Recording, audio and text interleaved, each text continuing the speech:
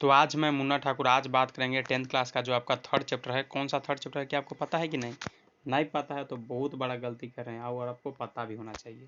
कुछ ऐसा स्टूडेंट होंगे जिनको पता नहीं होगा, लेकिन आपको पता होना चाहिए कौन सा चैप्टर किस नंबर पर किस पार्ट में। ठीक है, तो थर्ड चैप्टर है आपका ये क्लास 10th का साइंस का। ठीक है, धातु और अधातु, इसके बारे में जो है पूरा आपको बताया जाएगा इस वीडियो में। जो है पूरा आप देखिएगा।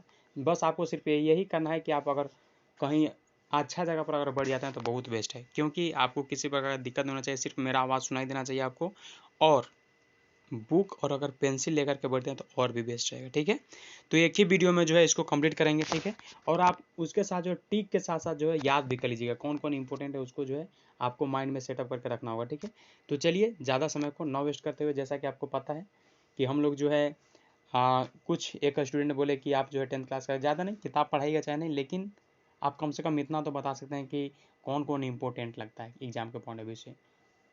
तो मैं इसीलिए जो है वीडियो बना रहा हूँ। ठीक है, लेकिन प्रयास करूँगा कि लाइन बाय लाइन पढ़ने का। ठीक है, ताकि जहाँ लगे वहाँ पे मैं आपको बता दूंगा। ठीक है, तो चलिए डायरेक्ट चलते हैं पीडीएफ के ऊपर। तो चलिए मैं जो हूँ डायरेक्ट पीडीएफ के ऊपर आ गया हूँ। जैसा कि आपको पता है कि मैंने आपको बताया था कि थर्ड चैप्टर कौन सा है, तो थर्ड चैप्टर है धातु और धातु। ये चैप्टर आपको पता चल गया। अगर बात किया जाए तो धातु और अधातु से क्वेश्चन क्या बन सकता है, तो क्वेश्चन यहाँ पे बन सकता है कि धातु का गुणधर्म क्या है, अधातु का गुणधर्म क्या है। बस कम से कम इसमें 4-5 पॉइंट जो होता है उसको आप कंप्लीट रखिएगा। ठीक है, बाकी किसी प्रकार का दिक्कत नहीं होगा। ठीक है, अगर बात किया जाए जैसे धातु है तो मैंने आपको बता दिया कि धातु का गुण क्या है, इसके बारे में पूरा आप जान लीजिएगा। ठीक है, और धातु में कौन सा क्या इंपॉर्टेंट रखता है उसके बारे में। जैसे अगर बात किया जाए तो धातु को जो है धातु जो है उसमें एक चमक होता है। ठीक है, ये इसका गुण ये भी है धातु का। ठीक है, और क्रियाकलाप जो उसको एक बार पढ़ लीजिएगा, बाकी कोई दिक्कत नहीं होगा। ठीक है, अगर बात किया जाए धातु, जैसा कि आपको पता है कि समानतः जो धातु जो है क्या होता है, कठोर होता है। धातु समानतः क्या होता है, कठोर होता है। प्रत्येक धातु का जो है कठोरता अलग होता है। ऐसा नहीं कि ये धातु कठोर है तो सब धातु कठोर ही जैसा होगा, कुछ मुलायम भी होता है। अभी जानेंगे कि मुलायम कौन है। ऐसा ऐसा भी धातु है कि उसको आप चाकू से काट सकते हैं, अभी इस वीडियो में जानेंगे, आपको टेंशन बिल्कुल नहीं लेना। ठीक है, और कभी कभी ऐसा भी होता है कि मतलब धातु ऐसा होता है कि उसको जो है आप क्या कर सकते हैं कि उसको पतला चादर के जैसा जो है उसको बनाया जा सकता है, उसको फैला सकते हैं। ठीक है, तो उसको बोलते हैं आघात वर्धनीयता। ठीक है, वर्धीयता बोलते हैं। ठीक है, ये सब ही है। मतलब मेन अगर मोटा मोटी अगर बात किया जाए तो आप धातु के बारे में कम से कम 5-6 पॉइंट याद रख लीजिएगा, और धातु के बारे में जो है आप 4-5 पॉइंट याद रख लीजिएगा, तो आपको किसी प्रकार का दिक्कत नहीं होता। ठीक है, अगर वही जैसे अगर बात किए जैसे हम कहें कि उसको जो है क्या कर सकते हैं कि खींच करके मतलब फैला सकते हैं, तो फैला सकते हैं तो आप बताइए ना एग्जाम्पल किसको आप फैला सकते हैं, तो आप बताइएगा सोना। सोना जो है सबसे तन्य धातु है, इसको जो है खींच करके मतलब फैलाया जा सकता है चादर के जैसा। Are you getting my point? आप पॉइंट को समझ पा रहे हैं कि नहीं? समझ पा रहे हैं तो बहुत ही बेस्ट है, नहीं समझ पा रहे तो समझने का प्रयास कीजिए। एक अच्छा जगह पर बैठ लीजिए और समझने का प्रयास। जैसे अगर बात किया जाए तो अगर 1 किलोग्राम अगर आपका सोना रहेगा तो कम से कम जो है उसको 2 किलोमीटर लंबा तक खींचा जा सकता है। तो ये क्वेश्चन यहाँ से बन सकता है कि नहीं? तो बन सकता है। तो ये ऐसे ऐसे पॉइंट को जो है आप पिनअप करिए। ठीक है, बाकी किसी प्रकार का दिक्कत नहीं हो। कैसा भी एग्जाम में पूछे क्वेश्चन तो यहाँ से आपको छूटेगा नहीं, बस माइंड में आप इतना सेटअप रखिए। ठीक है, अगर बात करते हैं क्रियाकलाप, जैसा कि आपको मैंने कहा कभी कभी जो है यहाँ से भी जो है कभी कभी क्वेश्चन दे देता है। जैसे ये स्टैंड है, ठीक है, तो स्टैंड है तो मान लीजिए यही यहाँ दे दिया और ABCD कर दिया, बताइए क्या क्या किसका नाम है। यही स्टैंड दे दिया, यहाँ बर्नर लिखा हुआ है तो बर्नर के नाम कर दिया A, बताइए A की जगह पर क्या होना चाहिए। तो आप देखे रहिएगा फिगर, तब तो टिक कीजिएगा, तो आपको पता चल गया A क्या है, बर्नर है। तो इस टाइप से इसको भी एक बार देख लीजिएगा। ठीक है, बाकी किसी प्रकार का आपको दिक्कत नहीं होगा। ठीक है, बस इसको भी देख करके चलना है, और जो क्रियाकलाप है उसको एक बार पढ़ लीजिए। अगर मोटा मोटी अगर बात किया जाए तो आप जो है क्या कीजिएगा कि अभी टाइम है आपके पास, कम से कम एक बार NCERT बुक रीडिंग कीजिए। बाकी कोई बुक रीडिंग करिएगा चाहे नहीं, बस NCERT बुक रीडिंग कर लीजिए। यहाँ से भी क्वेश्चन बन सकता है कि जो धातु जो है क्या है, ऊष्मा का सुचालक है। धातु क्या है, ऊष्मा का सुचालक है। और कह दिया कि धातु दे दिया, क्वेश्चन पूछ दिया धातु खाली स्थान ऊष्मा का सुचालक है, कुचालक है, और ऑप्शन डाल दिया, तो आप किसको टिक कीजिएगा? तो आप पढ़ रहिएगा तब ना टिक कीजिएगा, आप पढ़ रहिएगा तो बताइएगा सुचालक है। ठीक है, अगर बात किया जाए इनके तुलना में तो लेड और मरकरी जो है ऊष्मा का कुचालक है। ये भी धातु है लेकिन ये क्या है, कुचालक है। तो जो मतलब एक्सेप्शन वाला रहता है उसको भी जो है आपको इंपॉर्टेंट पॉइंट मान करके चलना है एग्जाम के पॉइंट ऑफ व्यू से। आप समझ पा रहे होंगे मेरे बात को, मैं क्या कर रहा हूँ उससे आपको। ठीक है, तो बस इसी को अगर आप ध्यान में रखते हैं तो आपको एग्जाम में किसी प्रकार का दिक्कत नहीं होगा। ठीक है, कभी कभी पूछ देता है कि एग्जाम में जैसे कोई धातु है, ठीक है, तो उस पर क्या होता है, कभी कभी लेयर चढ़ाया जाता है। ठीक है, तो चलिए उसके बारे में जानेंगे। फिर देखिए क्या यहाँ पे कह रहा है, देखिए कह रहा है कि जब धातु किसी कठोर वो सतह से जो है टकराती है तो क्या होता है, आपको ऑफ कोर्स पता चल होगा। कोई धातु अगर धातु से टकरा रहा है समझिए, तो उससे तो आवाज़ उत्पन्न होगा ही ना। तो आवाज़ तो उत्पन्न होगा, तो उसको क्या कहेंगे, क्या बोलेंगे, धावानिक, यानी अगर इंग्लिश में बोले तो सोनरस कहते हैं। ये भी इंपॉर्टेंट क्वेश्चन है, कह सकता है कि सोनरस होता है धातु अधातु, तो आप किसको टिक कीजिएगा, धातु। तब बस अगर ब्लैक वाला है तो उसको भी इंपॉर्टेंट मान करके चलना है आपको। ठीक है, जैसे स्कूल में कभी कभी आप घंटी देखते हैं तो धातु का ही बनाना होता है, तभी तो आवाज़ आता है। तो आपको मतलब मेन अगर बात फिर लास्ट में कहा जाए तो धातु के बारे में कम से कम 5 प्लस पॉइंट और अधातु के बारे में 5 पॉइंट आपको याद होना चाहिए।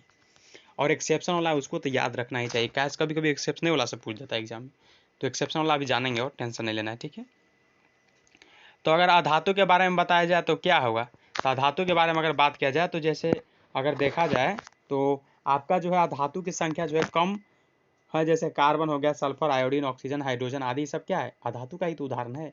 अगर बात किया जाए तो ब्रोमीन एक ऐसी धातु है जो द्रव्य होती है। ये बहुत इंपॉर्टेंट क्वेश्चन, ब्रोमीन जो है कैसा धातु होता है, ये लिक्विड का होता है, धातु लिक्विड में होता है, तो इसको इंपॉर्टेंट रख सकते हैं नहीं, बस ऐसा ऐसा क्वेश्चन अगर पूछे तो इसको इंपॉर्टेंट रखिए, बहुत इंपॉर्टेंट क्वेश्चन बनता है।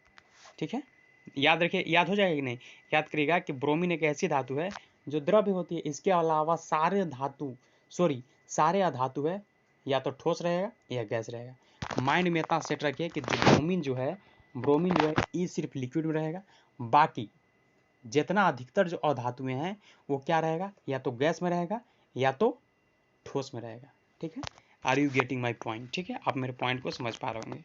ठीक है, तो यहाँ पे जैसे दे दिया कि तत्व है और उसको जो है चिन्हित करके जो है ये सब आपको करना है कि माने जैसे तत्व में हो गया धातु अधातु। ठीक है, मेटल और नॉन मेटल, तो आप छाटिए कि मेटल और नॉन मेटल में किसको में कठोरता होगा, कठोरता किस में होगा, आपको टिक करना, धातु में होगा क्या धातु में होगा।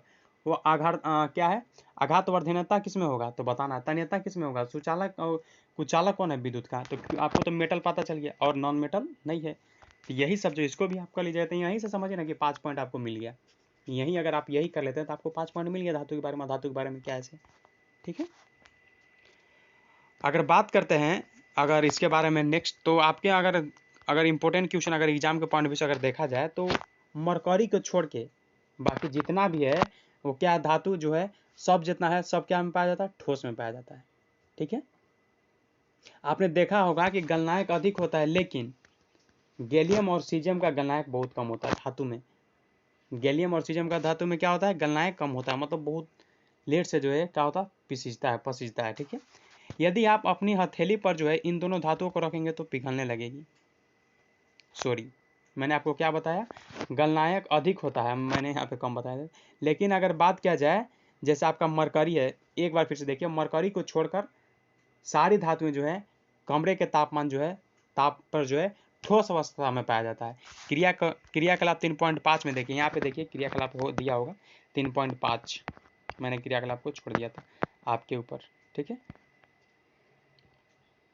तो यहाँ पे एक क्रियाकलाप 5 दिया हुआ। ठीक है, एल्युमिनियम का कॉपर तार लीजिए और फिर क्लैंप के मदद से जो है इसको तार को जो स्टैंड करके बांधिए और दिखाया गया है कि तार को खुले सिरे पर मोम का उपयोग करके पिन चिपका दीजिए। ठीक है, यहाँ पे उपयोग करके चिपका दिया है। उसके बाद दिया है कि स्प्रिट लैंप मोमबत्ती या बर्नर से जो है क्लैंप के निकट तार को गर्म रखिए, ये तार है।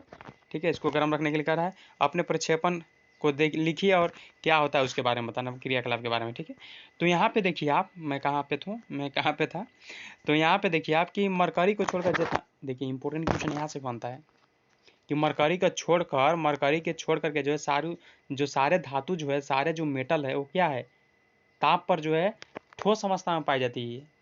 ठीक है, ठोस अवस्था में पाया जाता है, लेकिन मरकरी ऐसा है जो लिक्विड अवस्था में पाया जाता है कमरा में टेम्परेचर होते हुए।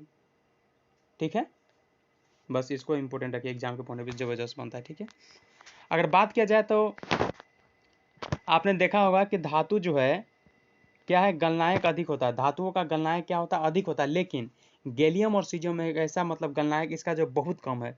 यदि आप हथेली पर रखिएगा तो दोनों हाथ पर आप मतलब धातु को रखेंगे तो पिघलने लगेंगे, मतलब ये जो जल्दी पिघल जाता है। इसको अगर बाहर रखते हैं, हाथ पे रखते हैं डायरेक्ट, तो ये क्या होगा, तुरंत पिघलने लगेगा। ठीक है, तो आपसे क्वेश्चन यहाँ पे भी बन सकता है कि बताइए 2 ऐसा धातु का नाम बताइए, धातु का जो मतलब तुरंत मतलब पिघल जाता है।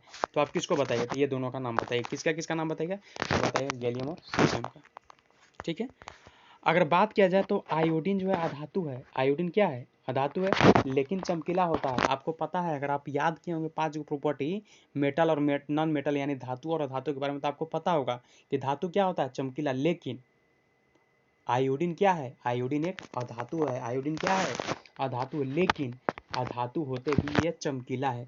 तो क्वेश्चन यहाँ से बन सकता है कि नहीं? बताइए कौन सा ऐसा धातु है जो चमकीला है? पढ़ रहिएगा तब तो बताइएगा। तो पढ़े हैं हम, क्या बताएंगे? बताएंगे आयोडीन, नमक। ठीक है। अगर बात करते हैं कि कार्बन ऐसी धातु है जो विभिन्न रूपों में विद्यमान होती है। जो कार्बन एक ऐसा धातु है जो हर एक चीजें में विद्यमान है, मतलब प्रेजेंट है। प्रत्येक रूप को जो है अपरूप कहते हैं। प्रत्येक रूप को क्या कहते हैं? अपरूप कहते हैं।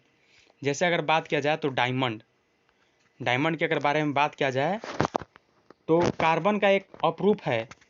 यह सबसे कठोर प्राकृतिक पदार्थ है एवं इनका गलनांक और क्वथनांक जो है बहुत अधिक होता है।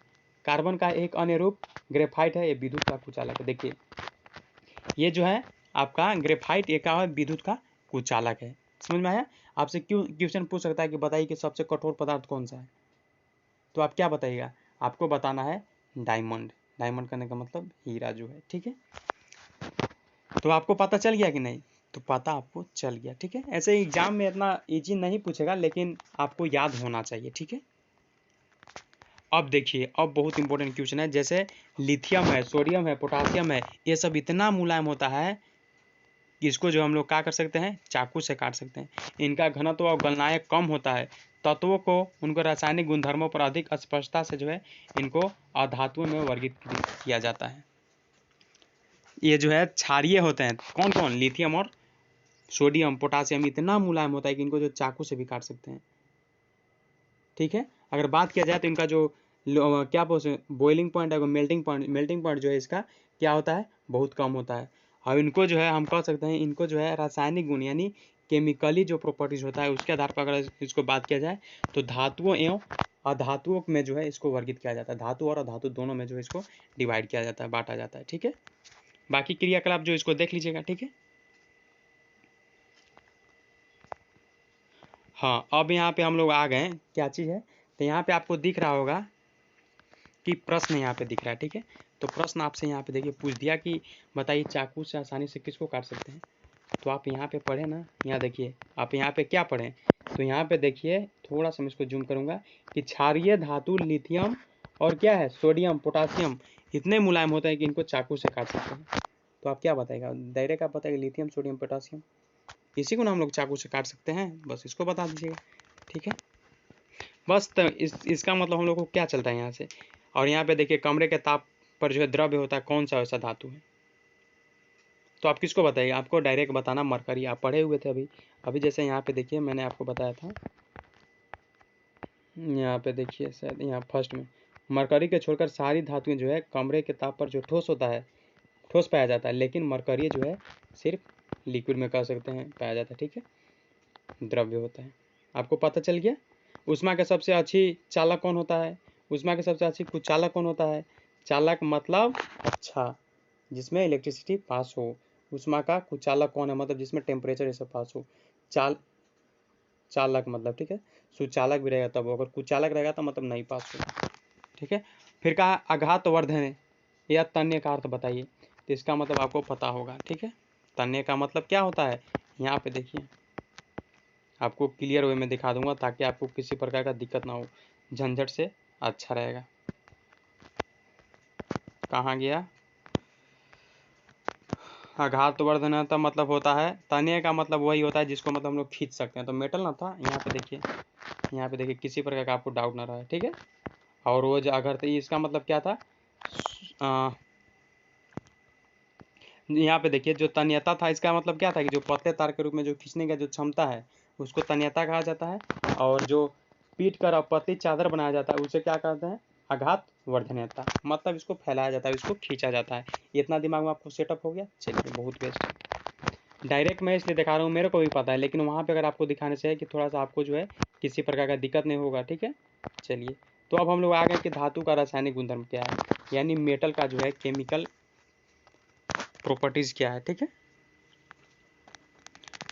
तो इसके बारे में अभी हम लोग जानेंगे पूरा, ठीक है। जैसे देखिए अगला है कि धातु का वायु में दहन करने से क्या होता है। जैसे धातु है जो मेटल, अगर उसको क्या कर सकते हैं, वायु में अगर दहन करते हैं तो क्या होगा, ठीक है। जैसे मैग्नीशियम था, ठीक ना, मैग्नीशियम को अगर जलाते हैं तो उसके बाद सभी वस्तुएं जो है इसी प्रकार अभिक्रिया करती है। नहीं, ऐसा थोड़ी है कि मेटल जैसा जल रहा है वैसा ही सब जलेगा, ये कोई सब एक जैसा थोड़ी नहीं होगा, ठीक है। यहाँ पे क्रियाकलाप दिया हुआ, क्रियाकलाप को एक बार देख लीजिएगा, ठीक है। तो यहाँ पे देखिए धातु जो है ऑक्सीजन से रिएक्ट कर रहा है, मेटल जो है क्या कर रहा है, ऑक्सीजन से रिएक्ट कर रहा है, तो क्या बना रहा है, मेटल ऑक्साइड, यानी धातु ऑक्साइड का निर्माण कर रहा है। जैसे धातु, तो धातु में ले लिया क्या चीज़, कॉपर ले लिया और ऐड किया ऑक्सीजन को, तो क्या बना है, कॉपर ऑक्साइड बना है, ठीक है। इसी प्रकार से सब एग्जाम्पल देख लीजिए, ठीक है। एल्युमिनियम का लिया, इसको ऑक्सीजन से ऐड किया तो क्या बना है, एल्युमिनियम ऑक्साइड बना है, ठीक है। अब यहाँ पे क्वेश्चन एक इंपॉर्टेंट बन सकता है। जैसे अगर बात किया जाए कि हम जानते हैं कि जो धातु जो है आपका प्राकृतिक रूप से जो है क्षारीय होती है। धातु क्या होता है, प्राकृतिक रूप से क्षारीय होता है, लेकिन एल्युमिनियम ऑक्साइड, जिंक ऑक्साइड जैसे कुछ धातु ऑक्साइड जो है अम्लीय और क्षारीय दोनों प्रकार जो है व्यवहार प्रदर्शित करते हैं। तो यहाँ से क्वेश्चन बन सकता है कि नहीं। जैसे एल्युमिनियम ऑक्साइड है और जिंक ऑक्साइड जो है क्या है, दोनों जो है अम्लीय और क्षारीय दोनों प्रकार के प्रदर्शित करता है। लेकिन अगर बात किया जाए अधिकतर तो धातु जो है मोटा मोटी अगर बात किया जाए तो धातु क्या है, ऑक्साइड की प्रकृति जो है इसका क्षारीय होता है, मतलब बेसिक नेचर का होता है। लेकिन एल्युमिनियम और जिंक जो ऑक्साइड है ये जो है आपका धातु जो है, धातु ऑक्साइड जो है अम्लीय तथा क्षारीय दोनों प्रकार का जो है प्रदर्शित करता है, मतलब दोनों प्रॉपर्टीज को जो है शो करता है। समझ पा रहे हैं। चलिए, ऐसे धातु ऑक्साइड जो अम्ल तथा क्षार दोनों से अभिक्रिया करके लवण जल प्रदान करते हैं उसे हम लोग क्या करते हैं, तो उससे बताएगा उभयधर्मी ऑक्साइड कहते हैं। बहुत इंपॉर्टेंट क्वेश्चन, उभय आपसे पूछ दिया, मान लीजिए कि उभयधर्मी ऑक्साइड किसको कहते हैं, तो आप पढ़े रहिएगा तब ना बताइएगा। तो आपको पता क्या चला, आपको पता यही चला कि हम उभयधर्मी ऑक्साइड उसको कहेंगे जो ऑक्साइड जो है, जो आपका ऑक्साइड जो है, जो आपका ऑक्साइड कहने का मतलब आप समझ रहे हैं कि नहीं, जो आपका एल्युमिनियम था, ऑक्सीजन था, ये दोनों के जब जोड़े थे तो हमको क्या मिला था, ऑक्साइड मिला था ना। जब ये दोनों अगर एसिड से कभी रिएक्ट करे, यहाँ देखिए ऑक्साइड ऑक्साइड है ना, ये ऑक्साइड और ये क्या है एसिड, और ये ऑक्साइड, ये क्या है बेस। अगर दोनों कभी एसिड से रिएक्ट करे, कभी बेस से रिएक्ट करे, यानी कभी अम्लीय अम्ल से रिएक्शन करे, कभी क्षारक से रिएक्शन करे, मतलब अभिक्रिया करे, तो दोनों जब अभिक्रिया करेगा और करने के बाद जो लवण तथा जल को प्रदान करेगा उसी को बोलेंगे उभयधर्मी ऑक्साइड। एक बार फिर से देखिए, कोई एसिड सॉरी जो आपका मेटल था, मेटल क्या किया था, तो मेटल पहले आपका ऑक्सीजन से रिएक्ट करा था, तो आपको क्या मिला था, मेटल ऑक्साइड मिल गया। यानी धातु जो था आपका ऑक्सीजन से रिएक्शन किया तो धात्विक ऑक्साइड मिल गया। यानी एल्युमिनियम जो था आपका ऑक्सीजन से मिला तो एल्युमिनियम ऑक्साइड हो गया। अब यही एल्युमिनियम ऑक्साइड को एक बार हम कराएंगे HCl यानी एसिड, एसिड कहने का मतलब अम्ल, अम्ल के साथ रिएक्शन करा रहे हैं, किसके साथ, अम्ल के साथ रिएक्शन करा रहे हैं। अब यही आपका जो एल्युमिनियम है अगर हम इसको बेस के साथ रिएक्शन कराते हैं तो क्या मिलेगा, तो दोनों में आपका मिलेगा साल्ट यानी लवण मिलेगा और वाटर मिलेगा, तो उसको हम लोग क्या बोलेंगे, उसको बोलेंगे उभयधर्मी ऑक्साइड। क्लियर। चलिए, तो इसको भी आपको एग्जाम के पॉइंट ऑफ व्यू से याद रखना है, ठीक है। अगर बात किया जाए तो अधिकतम जो धातु ऑक्साइड जो है जल में घुलनशील होता है। जितना भी अगर जो धातु ऑक्साइड है जल में क्या होता है, घुलनशील, मतलब घुल सकता है, ठीक है। कुछ जल में जो है घुलकर क्षार प्रदान करते हैं, कुछ जल में घुल करके बेस टाइप से प्रदान करता है। और सोडियम ऑक्साइड एवं पोटासियम ऑक्साइड निम्न प्रकार के जो है जल में जो है घुलकर क्षार प्रदान करते हैं। यही दो जो है आपका घुलने के बाद क्या प्रदान करता है, तो बताएगा क्षार यानी बेस, ठीक है। तो आपको पता चल गया कि कौन कौन एग्जाम के पॉइंट ऑफ व्यू से बहुत इंपॉर्टेंट है, ठीक है। तो अगर बात किया जाए कि धातु जो है कभी कभी जो है रिएक्शन जो है देर से अभिक्रिया करती है, देखिएगा एक बार फिर से कि ऑक्सीजन के साथ सभी धातु जो है देर से अभिक्रिया नहीं करती। विभिन्न धातु ऑक्सीजन के साथ जो विभिन्न अभिक्रियाशील प्रदर्शित करती है, जैसे पोटासियम, सोडियम जैसे कुछ धातु हैं जो तेजी से अभिक्रिया करती है, खुले रखने पर आग पकड़ सकती है। यहाँ पे क्वेश्चन बन सकता है कि नहीं, क्वेश्चन यहाँ पे बन सकता है, बनेगा नहीं, बन सकता है। जैसे पोटासियम है, सोडियम है, ये दोनों ऐसा धातु है, ऐसा मेटल है, अगर इसको हम लोग खुला पर रख देंगे, खुला में मतलब एयर के प्रेजेंट में, मतलब जैसे कहीं से निकाल करके हम बाहर रख देते हैं तो यहाँ पे तुरंत आग पकड़ लेगा। तो आपसे क्वेश्चन पूछ सकता है कि बताइए वैसा कौन सा मेटल है, वैसा कौन सा धातु है जिसको अगर हम लोग खुला में रखते हैं तो आग पकड़ने का चांसेस है। तो आप क्या बताइएगा? आपको डायरेक्ट बताना है पोटासियम और सोडियम। वेरी वेरी इंपॉर्टेंट, इसको क्या कहेंगे? Very very important. ठीक है, 1 नंबर में पूछ सकता है। तो जैसे इसको जो है सुरक्षित रखने के लिए जो है इसको सुरक्षित रखने के लिए तथा आकस्मिक आग को रोकने के लिए जो है केरोसिन तेल में डुबो कर रखा जाता है। कभी कभी ऐसे पूछ देता है कि बताइए पोटेशियम है और सोडियम है, ये दोनों को जो है केरोसिन तेल में डुबा कर रखते हैं, क्यों? 2 नंबर की क्वेश्चन आ गया। तो जब आप पढ़े रहिएगा तब तो आपको पता चलेगा। तो बताइएगा डायरेक्ट कि इसलिए, क्योंकि अगर हम लोग बाहर रखते हैं, यानी क्या करते हैं, अगर इसको हम लोग बाहर रखते हैं तो इसमें जो है तेजी से अभिक्रिया कर लेता है, मतलब तेजी से रिएक्शन कर लेता है। इसी चलते जो इसको हम लोग सुरक्षित रखने के लिए जो है केरोसिन तेल के मतलब कितना कोई को पता नहीं चल रहा होगा। केरोसिन तेल कहने का मतलब है कि मिट्टी का तेल, जिसको हम लोग माटी के तेल कहते हैं गाँव में। तो माटी के तेल में जो है इसको रखते हैं। किसको? तो सोडियम और पोटासियम को। वेरी वेरी इंपॉर्टेंट, ये क्वेश्चन आपसे पूछेगा, देखिएगा अभी जब जाएंगे आगे। तो आपको पता चल गया कि नहीं? चल गया पता। सामान्य तापमान अगर बात किया जाए तो मैग्नीशियम हो गया, एल्युमिनियम हो गया, जिंक, लेड आदि जैसे धातु जो है सतह पर ऑक्साइड की पतली परत जो है चढ़ जाती है। ठीक है, ऑक्साइड की तरह जो है धातुओं पर पुनः ऑक्सीकरण से सुरक्षित रखने के लिए आयरन का दहन नहीं होता, लेकिन जब बर्नर ज्वाला लौह चूर्ण डालते हैं तो वह तेजी से जलने लगता है। कॉपर का दहन नहीं होता है, लेकिन गर्म धातु पर जो है कॉपर ऑक्साइड की जो है आपका काले रंग का परत चढ़ जाती है। गोल्ड अत्यंत अधिक ताप पर जो है ऑक्सीजन के साथ। चलिए अगर बात किया जाए, यहाँ पे थोड़ा सा क्या था, सिल्वर एवं गोल्ड। देखिए बहुत इंपॉर्टेंट क्वेश्चन यहाँ से बन सकता है। क्या कर रहा है कि सिल्वर एवं गोल्ड जो है अत्यंत मतलब ज़्यादा अधिक ताप, मतलब ज़्यादा टेम्परेचर पर जो है ऑक्सीजन के साथ जो है अभिक्रिया नहीं करते हैं। ये जो सिल्वर और गोल्ड जो है ये ज़्यादा अगर टेम्परेचर भी देते हैं तब भी जो है ये ऑक्सीजन के साथ अभिक्रिया नहीं करती। यहाँ से भी क्वेश्चन बन सकता है। क्वेश्चन क्या बनेगा कि सिल्वर और गोल्ड जो अत्यंत अधिक ताप मतलब ज़्यादा टेम्परेचर पर दे रहे हैं, टेम्परेचर पर भी जो है ऑक्सीजन के साथ अभिक्रिया नहीं करती, वो सा नाम बताइए कौन सा धातु है। तो क्या बताइए? सिल्वर और गोल्ड। वैसा कौन सा धातु है जो ऑक्सीजन के साथ अभिक्रिया नहीं करती है ज़्यादा टेम्परेचर होने के बाद भी? तो बताइएगा गोल्ड और सिल्वर। और वैसा कौन सा धातु है जो तुरंत रिएक्शन कर लेता है? तो क्या बताइए? पोटासियम और, यहाँ पे देखिए पोटासियम और क्या था, भूल गए? पोटासियम और था आपका क्या चीज़? सोडियम। यहाँ पे देख लीजिए एक बार फिर से, पोटासियम और सोडियम कहाँ पे है, एक बार मैं फिर से दिखाता हूँ, सोडियम और पोटासियम। ठीक है, तो मेरे हिसाब से लगता है कि आपको पता चल गया, किसी प्रकार का दिक्कत नहीं हुआ। अब यहाँ पे देखिए एनोडाइजिंग, ये क्या होता है? तो आपको याद रखना है कि एनोडाइजिंग जो है एल्युमिनियम पर मोटी ऑक्साइड की परत बनाने की प्रक्रिया है। एनोडीकरण यानी एनोडाइजिंग इंग्लिश में बोलते हैं, ये जो है एल्युमिनियम पर मोटी ऑक्साइड की परत बनाने की क्या है, प्रक्रिया है। वायु के संपर्क में आने पर जो है एल्युमिनियम पर ऑक्साइड की परत का निर्माण होता है। एल्युमिनियम ऑक्साइड की परत इसे संक्षारण से बचाती है। इस परत को जो है मोटा करके संक्षारण से अधिक सुरक्षित किया जा सकता है। फिर कह रहा है कि एनोडिंग एल्युमिनियम की एक साफ वस्तु को एनोड बनाकर जो है तनु सल्फ्यूरिक अम्ल के साथ जो इसका विद्युत अपघटन किया जाता है। एनोड उत्सर्जित ऑक्सीजन गैस एल्युमिनियम के साथ जो अभिक्रिया करके ऑक्साइड की एक मोटी परत बनाती है। ऑक्साइड की परत आसानी से रंगकर एल्युमिनियम को आकर्षित वस्तु बनाई जाती है। मतलब मोटा मोटी अगर बात किया जाए तो इसमें लेयर बनाया जाता है और लेयर को जो है चमकाने के लिए लोग कुछ करते हैं। अगर मोटा मोटी कहा जाए तो इसको जो है आपको पढ़ करके जाना है। कभी कभी क्वेश्चन यहीं से पूछ देता है, एनोडाइजिंग क्या है? 2 नंबर दे दिया। एनोडाइजिंग क्या है? 2 नंबर दे दिया। आप बताइए, पढ़ रहिएगा तब तो बताइएगा। तो इसलिए इसको जो है आपको पढ़ करके जाना है। ठीक है, अगर बात करते हैं इसमें तो और लगता है मेरे हिसाब से वैसा नहीं है, लेकिन आपको जो है पढ़ के जाना है, बुक भी आपको पढ़ लेना है। ठीक है, जहाँ जहाँ मैंने आपको बताया उसको जो है एग्जाम के पॉइंट ऑफ व्यू से इंपॉर्टेंट मान करके चलना है। धातुएं जब जल के साथ अभिक्रिया करती है तो क्या होता है? ये क्रियाकलाप आप देख लीजिएगा। मैं डायरेक्ट जाता हूँ वहीं पे जहाँ भी क्रिया हो रहा है। ठीक है, तो अगर यहाँ पे देखिए धातु है, ये क्या है? मेटल है। और क्या है? जल है, वाटर है। मेटल और वाटर यानी धातु और पानी दोनों जब मिल रहा है तो क्या बना रहा है? धात्विक ऑक्साइड प्लस हाइड्रोजन गैस को जो है रिलीज करता है। समझ पा रहे हैं?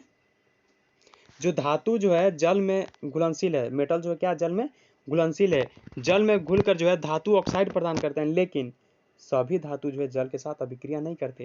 ऐसा नहीं कि मैंने हमको कह दिया कि मेटल के साथ जो है वाटर, मेटल और वाटर अगर दोनों रिएक्शन कराएं तो हमको पता चल गया कि धातु ऑक्साइड बन रहा है और हाइड्रोजन रिलीज हो रहा है, लेकिन सब धातु रिएक्शन नहीं करता है। तो कौन कौन धातु है कि रिएक्शन नहीं करता है? जहाँ पे ऐसा क्वेश्चन बनता है तो बहुत इंपॉर्टेंट क्वेश्चन जबरदस्त हो जाता है। जैसे देखते हैं कि आपका जो है पोटासियम एवं सोडियम, कौन कौन? पोटासियम एवं सोडियम जैसी धातुएं जो है ठंडे जल के साथ जो है अभिक्रिया करती है। अगर इस सबके नॉर्मल दिया जाएगा तो कोई उतना आसान नहीं, अगर पूरा गर्म दे दिया जाएगा, पूरा एकदम टेम्परेचर में हाई करके, तभी नहीं रिएक्शन करेगा। कौन कौन? सोडियम और पोटासियम। ये सब किसके साथ रिएक्शन करेगा? तो आपको डायरेक्ट बताना है, ये सब रिएक्शन करेगा तो किसके साथ? तो पूरा ठंडा वाटर के साथ बहुत जल्दी रिएक्शन करेगा। तो आपको पता चल गया कि नहीं? तो आपको इतना याद रखना है कि कौन सा ऐसा जो है आपका धातु है जो आपका ठंडे पानी से जल्दी रिएक्शन करता है। तो डायरेक्ट दिमाग में सेटअप रखिएगा, सोडियम और पोटासियम। ठीक है। अगर बात किया जाए तो यहाँ पे देखिए आपको दिया हुआ है, जैसे यहाँ पे भी थोड़ा सा पढ़ ही लेते हैं। कह रहा है कि सोडियम तथा पोटासियम की सॉरी पेंसिल लेना भूल गया था। सोडियम तथा पोटासियम की जो है अभिक्रिया जो है तेज तथा उष्मापेक्षी होती है। इसे उत्सर्जित हाइड्रोजन तत्काल प्रज्वलित होता है। ठीक है। जैसे यहाँ पे 2K और 2Na, यानी K मतलब क्या चीज? पोटासियम, और N मतलब सोडियम। अगर इसको वाटर के साथ रिएक्शन कराएं तो क्या बना? 2KOH यानी सोडियम हाइड्रोक्साइड प्लस H2 और उसमें ऊर्जा निकला। ठीक है। उसी प्रकार से आपका क्या बोलते हैं, सोडियम में भी हुआ। ठीक है। अगर बात करते हैं जल के साथ, अगर कैल्शियम अभिक्रिया जो है आपका थोड़ी धीमी करती है।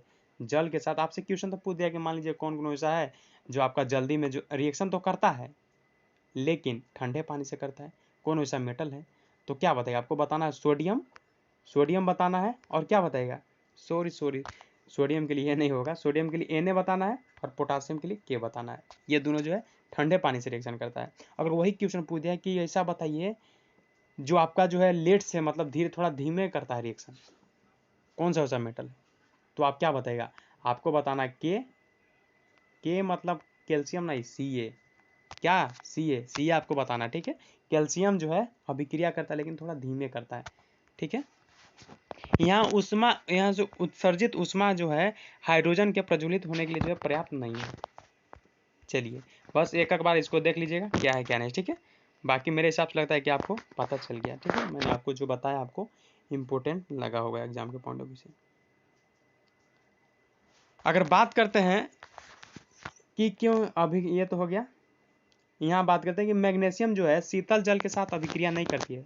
मैग्नीशियम जो है शीतल जल मतलब ठंडा जल के साथ अभिक्रिया नहीं करती है, परंतु गर्म के साथ जो है अभिक्रिया ये करती है। मैग्नीशियम जो है मैग्नीशियम ऑक्साइड एवं हाइड्रोजन गैस उत्पन्न करती है। तो क्वेश्चन यहाँ से भी बन सकता है कि बताइए कौन सा ऐसा मेटल है जो गर्म के साथ रिएक्शन करेगा? तो मैग्नीशियम। कौन सा ऐसा मेटल है जो ठंडे पानी के साथ रिएक्शन करेगा? तो आपको पता चल गया क्या चीज, यानी K वाला जो था पोटासियम और Na वाला जो था सोडियम, ये दोनों क्या करता है? ये कोल्ड वाटर यानी ठंडे पानी से करेगा, और ये मैग्नीशियम जो है हॉट वाटर यानी गर्म पानी के साथ कर लेगा। ठीक है।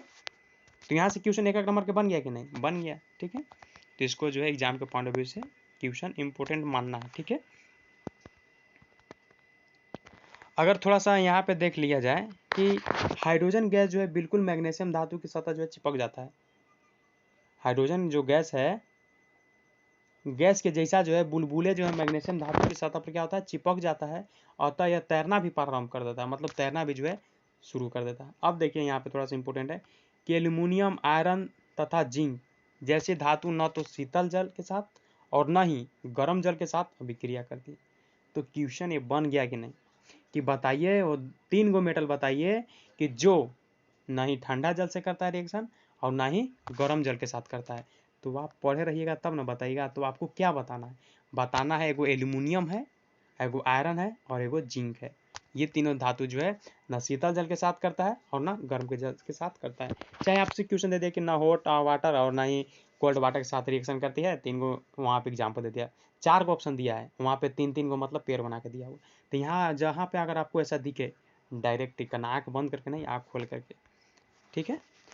तो बात करते हैं, लेकिन आप सॉरी लेकिन भाप के साथ जो है अभिक्रिया करके धातु जो है ऑक्साइड के साथ हाइड्रोजन प्रदान करती है। ठीक है, ये सब भाप के साथ अभिक्रिया करके जो है क्या करता है तो बताइएगा, ऑक्साइड तथा हाइड्रोजन गैस प्रदान करता है। ठीक है, आपको थोड़ा सा टाइम देख लेते हैं। टाइम आधा घंटा हो गया, थोड़ा सा आधा घंटा और टाइम लगेगा, बाकी खत्म इस चैप्टर। तो एक क्रम यहाँ पे इंपॉर्टेंट पॉइंट आपको बनता है कि लेड, कॉपर, सिल्वर तथा गोल्ड जैसे धातु हैं जल के साथ बिल्कुल अभिक्रिया नहीं करती। तो आपको पता चल गया कि ठंडा से कौन कौन रिएक्शन करता है, गर्म से कौन कौन रिएक्शन करता है। कोई ऐसा मेटल भी है जो रिएक्शन नहीं करता है, ना गर्म से ना ठंडा से। तो अब क्वेश्चन यहाँ पे भी आ गया कि कॉपर, लेड, सिल्वर, गोल्ड जैसे धातु है जो नहीं, ये जो है जल के साथ रिएक्शन नहीं करता है। तो ये भी इंपॉर्टेंट क्वेश्चन बना कि नहीं। अगर ठंडा से पूछे तो बताइएगा के वाला यानी पोटासियम वाला और सोडियम वाला, यानी दोनों ठंडा से किया। और अगर पूछे कि मतलब कोई से रिएक्शन नहीं कराया तो ये वाला बताइएगा। और अगर पूछे कि सिर्फ जो है यहाँ पे देखिए मैग्नीशियम जो है क्या करता है, इस शीतल जल के साथ नहीं करता है, ठंडा के साथ नहीं करता है। और ठंडा वाला कौन कौन, के और पोटासियम, और वो एन वाला कर रहा था। और नहीं करता है कौन, तो मैग्नीशियम। ठीक है, और अगर एल्यूमिनियम और जिंक के बारे में बात किया जाए तो ना ही शीतल से करता है और ना ही गर्म से करता है। पता चलिए। और ऐसा भी है कुछ मेटल जो कोई वाटर से करता ही नहीं है, जैसे यहाँ पे है 4 नाम। क्या क्या नाम है, कॉपर, सिल्वर, गोल्ड। पता चल रहा है। चलिए बात करते हैं क्या होता है जब धातु अम्लों के साथ अभिक्रिया करती है। जब धातु जो है, डायरेक्ट हम लोग इक्वेशन के जा रहे हैं, जैसे धातु जो है क्या करता है, एसिड के साथ रिएक्शन करता है। अम्ल मतलब समझ रहे हैं ना, एसिड। तो जब धातु है अगर तनु अम्ल के साथ अगर रिएक्शन करता है तो क्या बनाता है, तो बताइएगा हाइड्रोजन प्लस लवण। ठीक है, इसको क्रियाकलाप देख लीजिएगा। ठीक है, अब बात करते हैं जैसे क्या होता है कि तनु जो है हाइड्रोक्लोरिक अम्ल के साथ मैग्नीशियम, एल्यूमिनियम, जिंक तथा आयरन की जो है अभिक्रिया के लिए जो है समीकरण लिखिए। ये सब चलिए बाकी ये सब देख लीजिएगा। ठीक है, तो क्या क्या हुआ सो देख लीजिए। बस इतना आपको ध्यान में रखना है कि जब मेटल जब है एसिड के साथ रिएक्शन कर रहा है तनु अम्ल के साथ तो ये बना रहा है। ठीक है, बाकी आप पढ़ लीजिएगा। ठीक है, चलिए और इसको पढ़ लीजिएगा एक्वा रेजिया। एक्वा रेजिया होता क्या है इसके बारे में आपको पूरा पढ़ना है, इससे पहले मैं पढ़ा दे रहा हूँ। जैसे 3:1 के अनुपात में जो है सांद्र हाइड्रोक्लोरिक अम्ल एवं सांद्र नाइट्रिक अम्ल का जो है ताजा मिश्रण है, मतलब दोनों का मिलाया हुआ है। यह गोल्ड को जो है गला करके, मतलब सोना को जो है गला करके जो है, जबकि दोनों में से किसी अम्ल में अकेले यह क्षमता नहीं होती। एक्वा रेजिया जो है भभकता द्रव्य होने के कारण जो है प्रबल संक्षारक है। यह कर्मकों में से जो है एक है जो गोल्ड एवं प्लेटिनियम को जो है गलाने में समर्थ रहता है। ये जो आपको एक्वा रेजिया जो है इसका मेन मकसद है क्या है, तो गोल्ड और प्लेटिनियम को जो है गलाने में समर्थ होता है। मतलब ये अपने से सक्षम है, मतलब इस दोनों को जो है गला सकता है। ठीक है, चलिए पढ़ लीजिएगा इसको भी, बहुत इंपॉर्टेंट क्वेश्चन कभी कभी पूछ देता है एक्वा-रेजिया से ही। ठीक है, तो याद रखिएगा। और बाकी कह रहा है कि अन्य धातु जो है लवणों के विलयन के साथ धातु कैसे अभिक्रिया करती है। जो अन्य धातु जो है, अन्य जो मेटल जो है लवणों के साथ, मतलब समझ रहे हैं ना, उसके साथ जो है अगर लवणों के विलयन के साथ जो है धातु कैसे अभिक्रिया करती है, कैसे रिएक्ट करती है, कैसे रिएक्ट करती है, तो उसके बारे में है यहाँ पे। ठीक है, ये सब बाकी आप पढ़ लीजिएगा। ठीक है, चलिए यहाँ पे अगर बात किया जाए तो यहाँ पे दिया हुआ है जैसे धातु ए है और बी में लवण का विलयन, मतलब लवण का जो घोल है वो, तो क्या प्राप्त होगा, तो बताइएगा ए का लवण और बी का धातु। ठीक है, बी में धातु। ठीक है, अगर बात करते हैं संक्रियता श्रेणी में, तो यहाँ पे ये सब जो आपको देख लीजिएगा संक्रियता श्रेणी होता है क्या, इसको जान लीजिएगा। तो अगर बात किया जाए वह सूची जिसमें जो है धातु को क्रियाशील को अवरोही क्रम में, मतलब कौन पहले रिएक्ट करेगा, इस टाइप से जो है मतलब सजाया गया है, उसी को जो हम लोग बोलते हैं सक्रियता श्रेणी। ठीक है, यहाँ पे देख लीजिएगा इसको। जैसे यहाँ पे देखिए पहले पोटासियम बहुत रिएक्ट करेगा, उसके बाद नीचे नीचे गया है, इसका मतलब ये सबसे कम रिएक्ट करेगा। सबसे कम कौन, तो Au यानी गोल्ड, और सबसे ज़्यादा कौन करेगा, K यानी पोटासियम। ठीक है, चलिए अब क्वेश्चन यहाँ पे ये वाला है, क्वेश्चन को भी जो है आप देख लीजिएगा। जैसे सोडियम को जो है केरोसिन में डुबा कर क्यों रखा जाता है, क्वेश्चन पूछ दिया कि नहीं, तो इसको याद रखना है।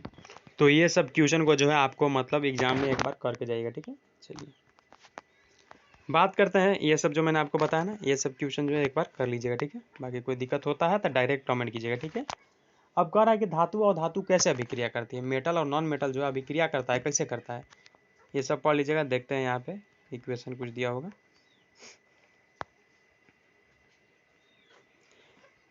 जैसे यहाँ पे दे रहा है तत्वों के प्रकार, जो तत्वों टाइप्स ऑफ जो एलिमेंट है उसके, और तत्व यहाँ पे दिया हुआ है, और धातु और अधातु दिया हुआ है। अब इसमें जो है दोनों में क्या होता है, कभी कभी ट्रांसफर होता है कुछ।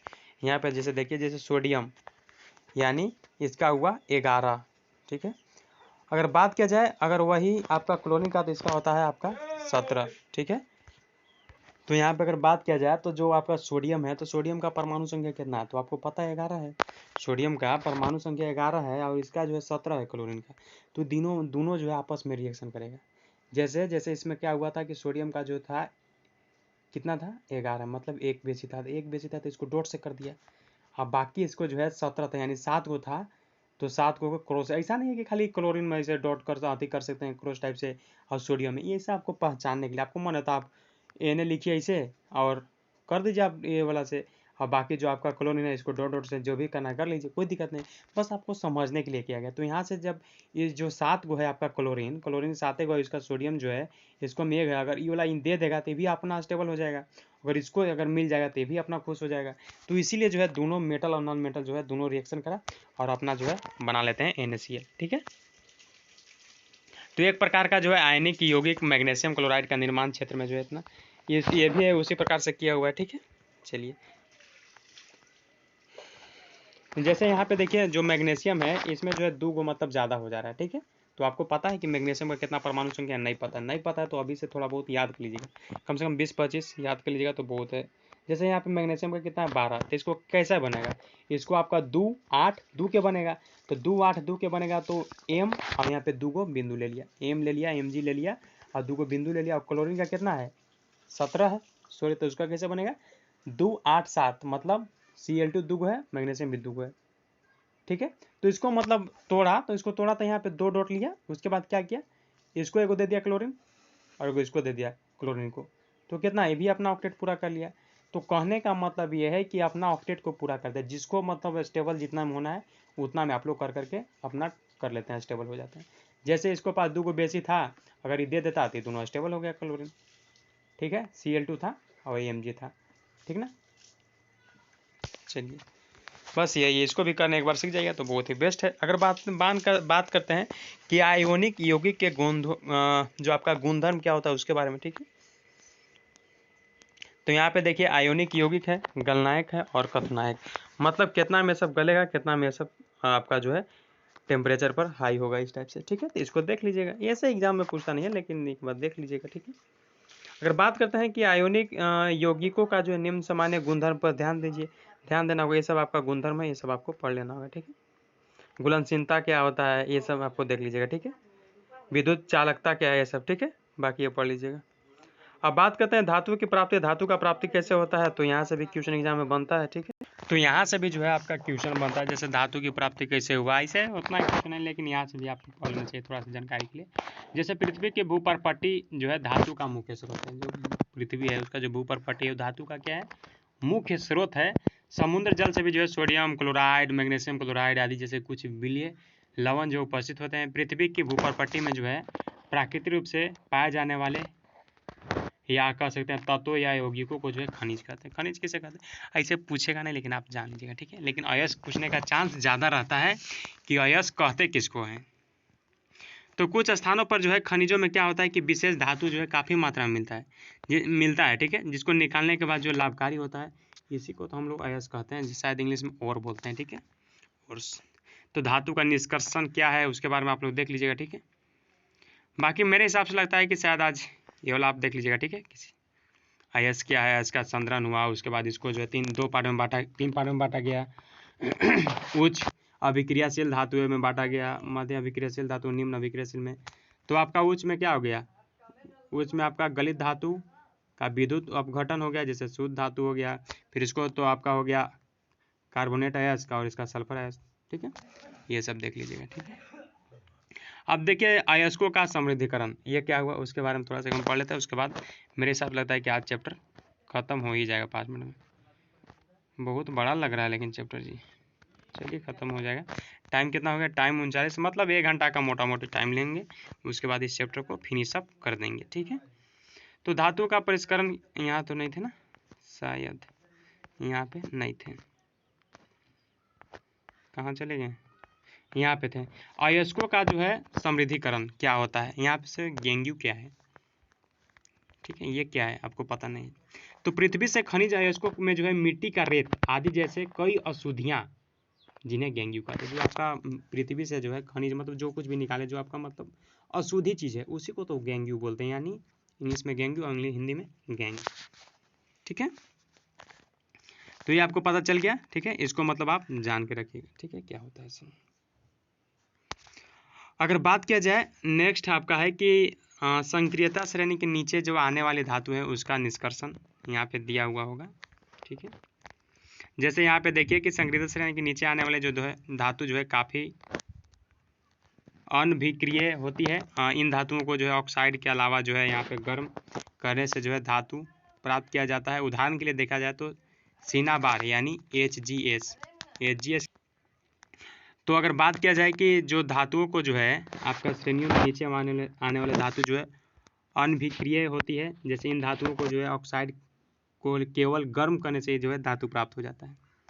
जैसे उदाहरण के लिए बात किया जाए सिनाबार यानी HGS, मरकरी हो गया जिसको बोलते हैं पारद, एक अयस्क है। अगर इसको जो है वायु में गर्म करने पर जो है यह सबसे पहले मर्क्यूरिक ऑक्साइड में परिवर्तित होगा, और अधिक गर्म करेंगे तो मर्क्यूरिक ऑक्साइड और मरकरी पारद जो है अपचयित हो जाएगा, मतलब दोनों अलग अलग हो जाएंगे, ठीक है। तो ये इसका इक्वेशन दिया हुआ है कि अगर HGS को अगर जोड़े ऑक्सीजन के साथ और टेम्परेचर दिए तो क्या मिला, HGO और 2SO2, ठीक है। उसके बाद क्या किया, उसके बाद फिर इसको दिए, मतलब ये जो आपको मिला इसके साथ अगर जब हाई टेम्परेचर पे किए तो उसके बाद हमको Hg अलग मिल गया, ठीक है, O2 अलग हो गया, ठीक है। तो मेरे साथ लगता है कि आज जो मैंने आपको बताया अच्छा लग रहा होगा। अभी मैंने जो आपको बता रहा हूँ कि सक्रियता श्रेणी के मध्य में जो स्थित धातुओं का निष्कर्षण क्या होता है, मतलब जो एक्टिव है उसके अति में क्या होता है। तो अच्छा, भर्जन किसे कहते हैं, भर्जन आपको पता चला नहीं पता, तो याद रखिएगा भर्जन अगर पूछे तो बताइएगा कि सल्फाइड अयस्क को जो है वायु की उपस्थिति में अधिक ताप पर जो है गर्म करने पर जो है ये ऑक्साइड परिवर्तित हो जाती है, इसी को है भर्जन कहते हैं, ठीक है। और निष्पादन किसे कहते हैं, तो निष्पादन बताएगा कि कार्बन जो कार्बोनेट अयस्क है उसको जो है सीमित आयु में जो है अधिक ताप पर गर्म करने पर जो ऑक्साइड परिवर्तित होता है उसी को बोलते हैं निष्पादन, ठीक है, कहा जाता है, ठीक है। तो इक्वेशन यहाँ पे देख लीजिए, इक्वेशन भी एग्जाम के पॉइंट ऑफ व्यू से रोल लगता है, तो भर्जन का एक इक्वेशन देख लीजिएगा, निष्पादन की एग्जाम्पल देख लीजिएगा, ठीक है। तो मेरे हिसाब से हाँ, तो यहाँ से भी क्वेश्चन एक बन सकता है कि बताइए कि जैसे क्या होता है कि यहाँ पे क्वेश्चन क्या बनेगा, थोड़ा सा देख लेते हैं।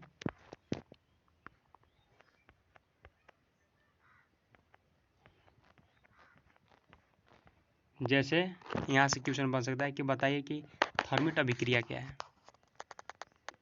तो आप क्या बताइएगा, आप पढ़ रहिएगा तब ना। तो वास्तव में अगर देखा जाए तो आयरन ऑक्साइड यानी Fe2O के साथ जो है एल्युमिनियम की अभिक्रिया करके जो है उपयोग रेल की पटरी यानी मशीन पुर्जों को दरारों से जोड़ने के लिए जो किया जाता है, इसी को तो हम लोग बोलते हैं थर्मिट अभिक्रिया। थर्मिट अभिक्रिया किसे कहते हैं, आपको पता चला नहीं पता चला।